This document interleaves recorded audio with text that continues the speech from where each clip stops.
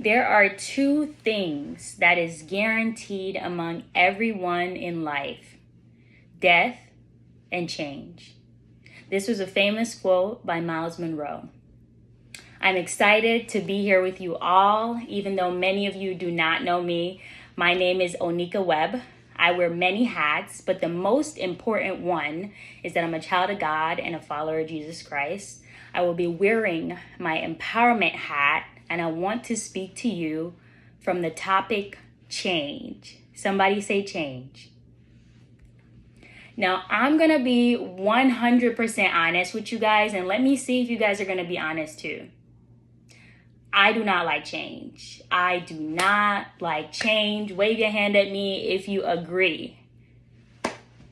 When I reflect, though, the majority of my self-improvement, my self-growth, and lessons has been in those seasons of change. When I was uncomfortable, when I was facing uncertainty and trials. And what I learned is the more pressure I'm under, the more change I'm going to experience in my life. See, change is destined to happen in every area of our lives, whether we like it or not. It's how we evolve into who we're supposed to be. It's how we get out of old mindsets, old environments, and bad habits. It all requires us to change, right? When change walks in, a better you walks out. But sometimes change isn't seen.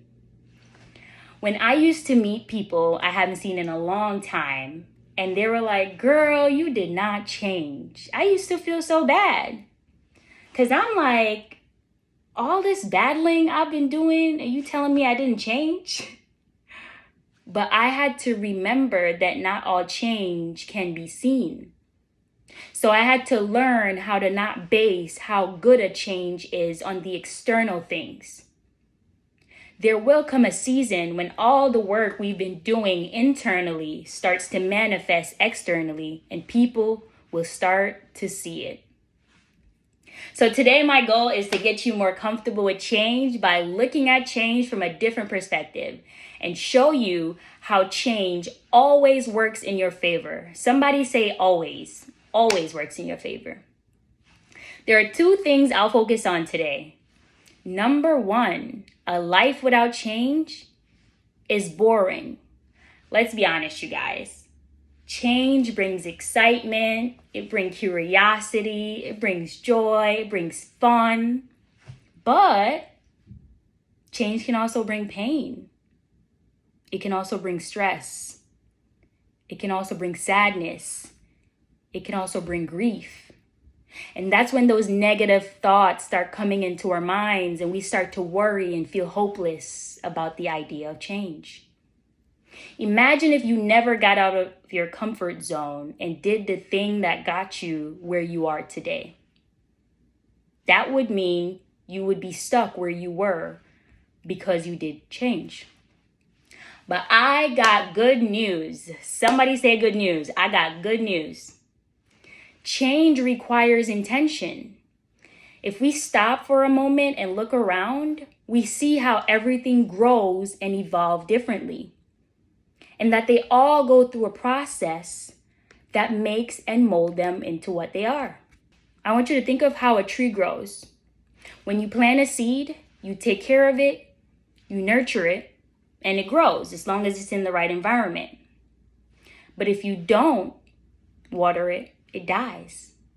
If it's damaged during its growth, it'll either grow stuck or it'll die. See, I don't want that to happen to us in our seasons of change, where our growth is stuck and our dreams die.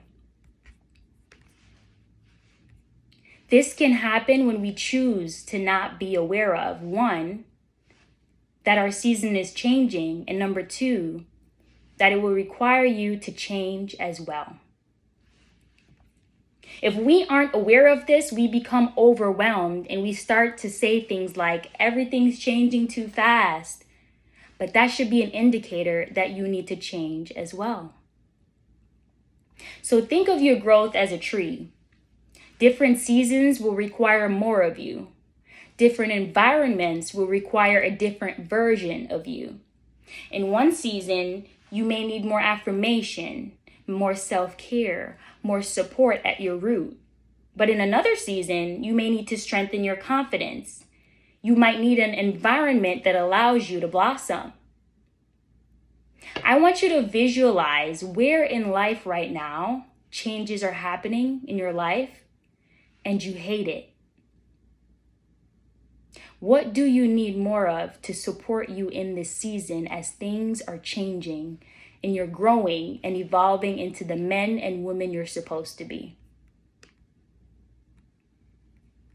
Number 2, a life without change keeps us in a lower version of ourselves. I often reflect over the many times I experienced change. And in the moment, I was like, I hate this. This is trying to take me out. I'm going to die. I do not want to do this. Cannot go through this.